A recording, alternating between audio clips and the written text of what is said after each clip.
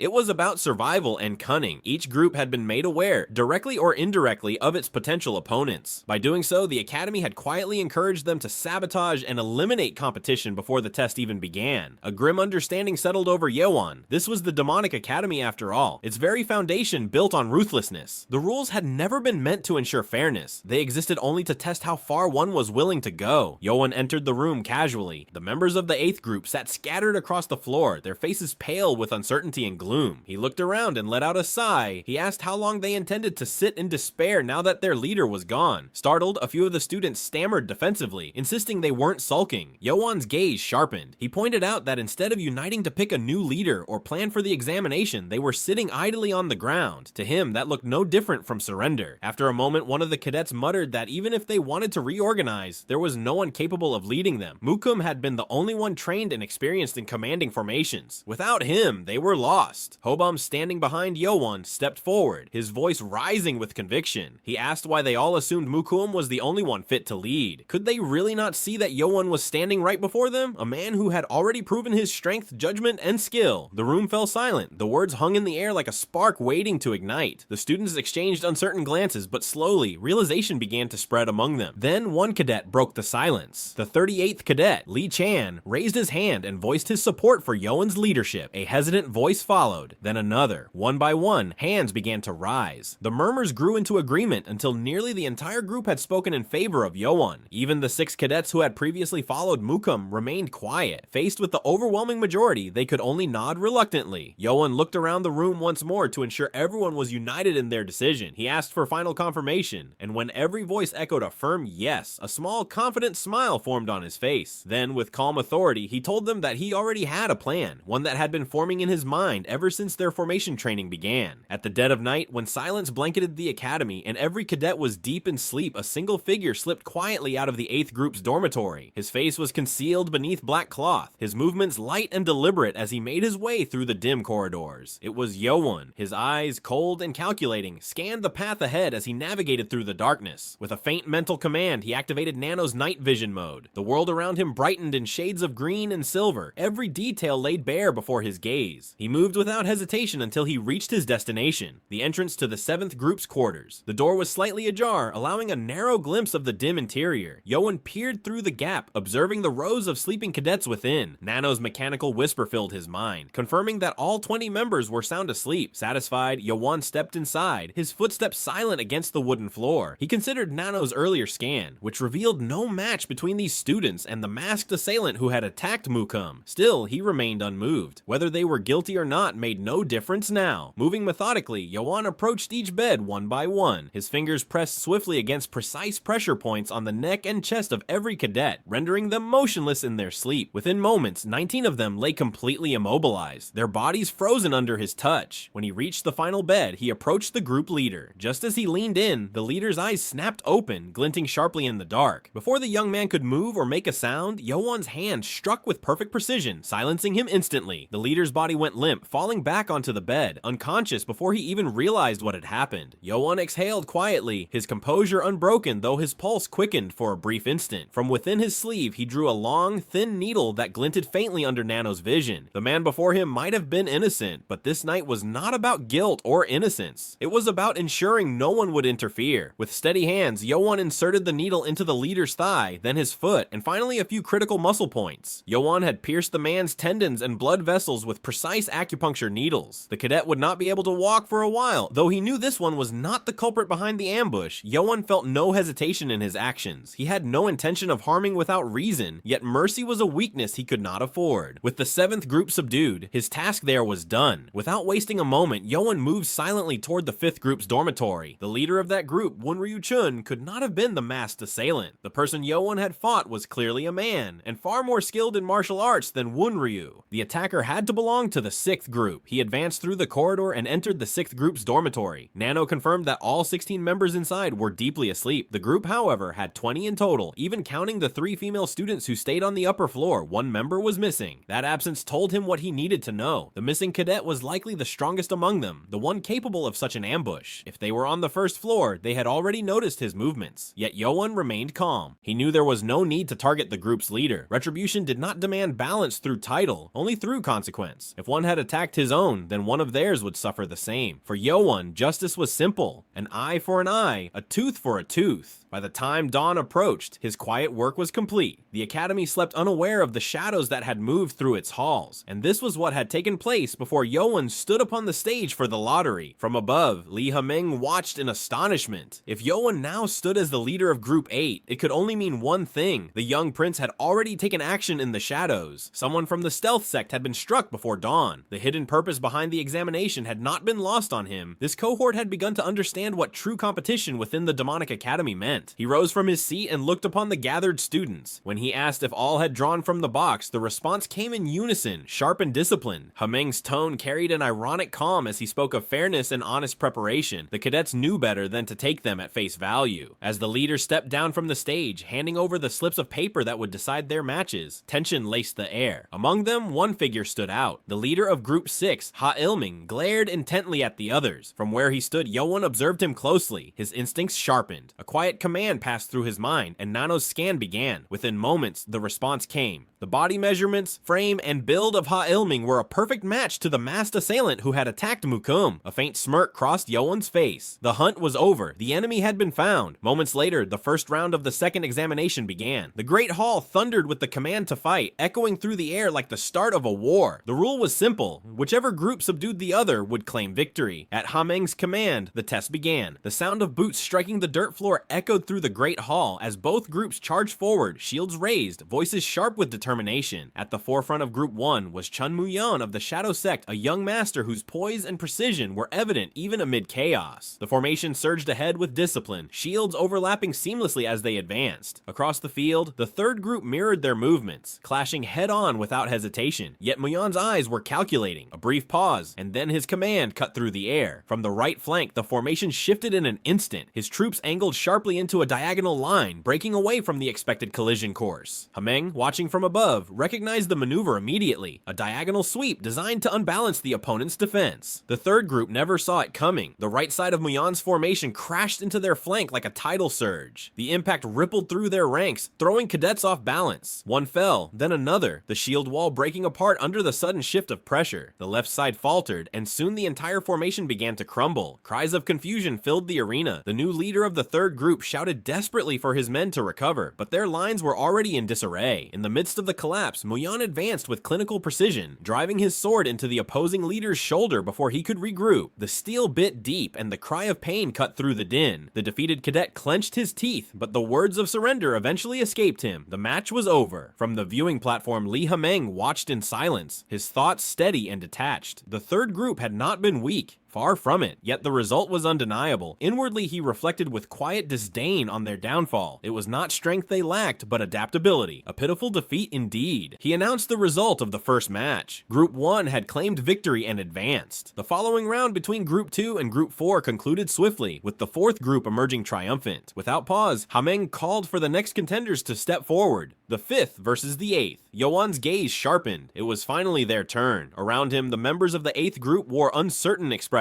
Their morale was wavering, shaken by the loss of their previous leader and the weight of the coming battle. Yeowun sensed the hesitation in their movements, the unspoken doubt clouding their focus. That unease would cost them everything if left unchecked. He turned toward his group, his voice low but resolute. Fear was understandable, he told them, but surrender was not. He reminded them that this battle was not merely for survival, but for pride, for the right to remain in the academy and claim the strength they had fought to earn. He spoke of injustice, of the cowardice behind the attack that had crippled their former leader, and vowed that their enemies would not triumph through deceit. The determination in his voice stirred something within his group. They answered his call with unity, shouting their resolve to win. From above, Hameng observed the shift in their demeanor. Surprise flickered briefly across his face. He hadn't expected Yeowun to command such presence, not from someone so recently thrust into leadership. Yet he reminded himself that raising morale was far easier than leading a true victory. Inwardly, he measured the young man with a calculating gaze. If Yeowun's fire burned true, he would stand as a tiger among cubs. But if it faltered under pressure, then he was nothing more than a kitten roaring at the wind. With that thought, Hameng lifted his hand and gave the signal to begin. The command reverberated through the air. The test had begun. Wonryu, the leader of the fifth group, stood at the front of her formation, her eyes fixed sharply on Yeowun across the hall. Discontent stirred within her chest. This was not the match she had wanted. Her plan had been to defeat Cheon Yeowun and prove her worth before everyone, to show that her strength and leadership surpassed the heir of the loyal clan. But fate had shifted. Now her opponent was Yeowun, a cadet burdened by a tainted lineage and a reputation for weakness. To her, this victory would mean nothing. It was beneath her. Yet the rules left her no choice. Her glare hardened as she thought with disdain that he did not even deserve to stand on that stage. Raising her arm sharply, she commanded her group forward. While his opponents charged, he summoned Nano within his mind. In response, the Nano Machine activated, and augmented reality filled his vision, glowing lines and tactical indicators forming the blueprint of movement before his eyes. Yeowun raised his voice with calm authority, instructing his team to hold position. As the enemy drew near, Wonryu shifted her hand sharply and called for formation 2. Nano immediately detected the maneuver. In Yeowun's sight, a red outline formed around the opposing group, displaying their transition into an arrow-shaped formation designed to pierce through defenses. Nano's voice echoed in his mind, recommending a counter formation, the scale formation. Yeowun's lips curved slightly. The prediction had been correct. He knew there was no avoiding a direct clash, so he committed to the countermeasure. Raising his arm, he ordered his group to shift formation. At his command, the members of the 8th group adjusted swiftly into position, their formation fanning outward like overlapping scales. Among the observers, Lee Hameng watched intently, his brow furrowed slightly at Yeowun's choice. The scale formation, while clever in theory, relied entirely on the strength of the leader holding the front. Without that anchor, it collapsed instantly. To him, Yeowun's decision appeared reckless, a bold but misguided attempt at strategy. He had expected brilliance, but perhaps he thought that he had expected too much. Wonryu charged forward with fierce momentum, her shield raised high and internal energy coursing through her limbs. The clash echoed through the drill hall as her shield collided against Yeowun's. The impact resounded like the strike of metal against stone, dust scattering beneath their feet. To everyone's astonishment, Yeowun did not falter. The audience, expecting the 8th group to collapse under the initial blow, instead saw them hold firm. Yeowun's stance remained unbroken, the force of the attack dispersing evenly through his frame. A flicker of disbelief crossed Wonryu's face. The power she had poured into that strike should have crushed him outright. She felt the recoil tremble through her arm. From the stands above, Lee Ha-meng's eyes widened. He had expected Yeowun to buckle instantly, but the boy had withstood the impact head-on. Within Yeowun, a calm calculation settled beneath the surface. His internal energy was marginally inferior to Wonryu's, but the strength flowing through his muscles rivaled even that of his master Submeng. That advantage alone gave him confidence. The corner of his lips curled into a restrained grin as excitement flickered in his gaze. Wonryu, however, felt her composure slipping. The exchange had not gone as planned. She could feel herself losing ground, her stance unsteady beneath the recoil. Panic laced her thoughts as she realized her formation's backline could not sustain this kind of pressure. Frustration flashed through her eyes. With a swift motion, she stepped back and called for a retreat. Her command echoed sharply across the formation, instructing her unit to fall back and reassemble into their default stance. Nano immediately analyzed the shift and relayed the data to Yeowun. The overlay in his vision displayed the changing structure of the 5th group's movement. Without hesitation, Yeowun countered. His voice rang with command as he called for Formation 3. His group moved with mechanical precision, guided by the clarity in his tone. Wonryu saw the change and took it for overconfidence. Her lips curved into a derisive smile. She recognized the setup, the same formation that had been used earlier by another group. To her, it was an act of desperation disguised as strategy. She thought his internal energy might be impressive, but his technique in her eyes was crude and unpolished. Convinced that she had found his flaw, she prepared to strike again. Wonryu raised her arm and gave a sharp command to her group, ordering them into the 6th formation. Inside, she believed she had already deciphered Yeowun's strategy. Though she grudgingly acknowledged the strength of his internal energy, she still considered his tactics predictable. The scale formation could only be countered one way, by piercing directly through its center. Once Yeowun was isolated at the front, she planned to crush him swiftly and decisively. But across from her, Yeowun's faint smirk told another story. The subtle gleam in his eyes revealed satisfaction rather than concern. The very move she believed would end him was what he had wanted all along. As the 5th group advanced, Yeowun's group moved rapidly into position, guided by precise coordination and silent command. Within moments, the battlefield's shape changed completely. The 8th group was no longer in a 4-line structure. Instead, they had unfolded into a semicircular stance, spreading out like the wings of a bird. Panic rippled through the 5th group. Their once straight path had become a trap. From both flanks, Yeowun's units began to close in, gradually surrounding them. Wonryu's voice rose in alarm as she ordered her soldiers to brace for attacks from either side. Even she could not hide her shock at the sudden reversal. Yeowun's calm, decisive command rang across the field once again, calling for the 2nd formation. Wonryu's heart pounded as she recognized the number. It was supposed to be the arrow formation, but nothing matched what she saw before her. The confusion deepened among her troops. Some shouted directions, others hesitated, unable to comprehend the assault patterns closing in. Frustration coursed through Wonryu as her fury erupted in disbelief. Her face flushed crimson as she screamed, realizing far too late what had happened. The trick that had left her completely outmaneuvered was deceptively simple. Yeowun had reversed the numbering of his formations. While every other group followed the standard numerical order they had all been trained with, Yeowun had inverted it entirely, using familiar calls as bait to mislead his opponents. Before she could even issue a new command, the trap had fully closed in. The 8th group advanced in unison, their movements sharp and synchronized as the sparrow's wing formation constricted around the 5th group like an iron snare. The night before, in the still silence of the dorm, he had gathered his group and spoken with quiet resolve. His plan had been precise. Every formation number they used would be reversed. What appeared to be a tactical call would, in truth, trigger an entirely different maneuver. It was simple, deceptive, and perfect against those who trusted the Academy's structure too blindly. Now, in the present, the results of that plan were laid bare. Wonryu's inner voice seethed with humiliation. Rage burned through her veins as she watched her group falter before the strategy of someone she had mocked only moments ago. And then Yeowun raised his hand and gave the single command, "Forward!" His soldiers surged forward, their momentum unified. With nowhere left to run, the 5th group's formation disintegrated. The will to fight drained from their eyes as hopelessness settled in. One by one, their shields slipped from their hands and struck the ground with hollow thuds. Wonryu's voice tore through the air, sharp with rage and disbelief. She screamed at her subordinates, ordering them to stand, to fight, to do anything but yield. But her cries were drowned by the crushing weight of defeat already hanging over them. Panic twisted into humiliation. Her pride, once her armor, now cracked with every breath. The thought of losing and to someone she had scorned so completely burned through her chest. The faces of her peers flashed in her mind, each one mocking her downfall. The shame was unbearable. Consumed by fury, she snapped. A scream erupted from her throat as she lunged at Yeowun, her blade howling through the air with murderous intent. The strike carried the signature energy of the Sound Clan's deadly technique, the Sword Energy Wave. Yeowun, in one fluid motion, threw aside his shield and leapt upward, channeling his energy into the butterfly blade dance. The elegant arcs of his sword wove through the air, colliding with her enraged strike. Steel clashed against steel, each impact ringing like thunder through the drill hall. Yeowun's counter came precise and unyielding, his blade tracing a flawless curve through the chaos. The sound of tearing metal echoed, a flash of red followed. Yeowun's sword swept past her guard, slicing cleanly across her arm. Blood burst forth, scattering like crimson petals as the tip of his blade carved through the air. The elegance of Submeng's butterfly blade dance had captivated them for a heartbeat, until reality struck. The spectators stood frozen, their eyes wide in disbelief. Something hit the ground with a dull thump. The scent of blood filled the hall, sharp and heavy. A trail of crimson spread beneath Wunryu's feet as silence descended upon the arena. Wunryu froze and scanned the hall, her eyes darting around in disbelief. Only then did the full horror register. Her right arm lay severed, and the pain and shock ripped through her. A shriek tore through the drill hall. Her scream echoed across the training ground, carrying with it the raw terror of disbelief. She fell to her knees, clutching at the stump of her arm as blood gushed freely. Her wails grew frantic, broken by ragged gasps. The instructor of the 5th group rushed forward immediately and pressing on the vital blood point at her shoulder to stem the bleeding. His voice rose in urgent shouts, but nothing could drown out Wunryu's hysteria. Yeowun stood motionless. He lifted his training sword and studied his reflection in the polished steel. His gaze was calm, though his mind weighed heavily on what had just occurred. Inside, his thoughts flowed with detached precision. The blade had not been real steel, yet the impact had been enough to sever flesh. He knew he had stopped her sword technique before it could fully unleash its destructive force, but the incomplete fighting form had still caused unintended damage. The limits of the training sword had spared no mercy. Wunryu continued to scream, clawing at the stump and vowing with wild, bloodied fury to kill Yeowun. Yeowun's eyes darkened. A faint glint of remorse flickered beneath the surface of his composure, though he said nothing. The instructor's voice broke through the chaos, loud and commanding, declaring the result of the match. The 8th group had emerged victorious. At once, Yeowun's cadets rushed toward him, surrounding him in exhilaration and disbelief. From the distance, Lee Hameng observed in disbelief. He couldn't believe Yeowun had just executed the 7 links of the dancing butterfly. Though the boy still lacked internal power, his form alone was on par with Submeng's. Hameng's thoughts turned sharply. That drunkard, what had he done? No, this wasn't Submeng's doing. Yeowun had grown on his own, and in more ways than one. Within just 21 days, he had shown deep understanding of strategy, the mind of a tactician, and the boldness to sever Wunryu's arm without hesitation. To Hameng, it was clear. Yeowun was a born prodigy. For a moment, he even thought he should have taken the boy under his wing before Submeng made his move. But then he shook the thought away. That would not have been right. Still, as he watched Yeowun stand there in victory, Hameng was certain the boy must have mixed feelings about what had just happened.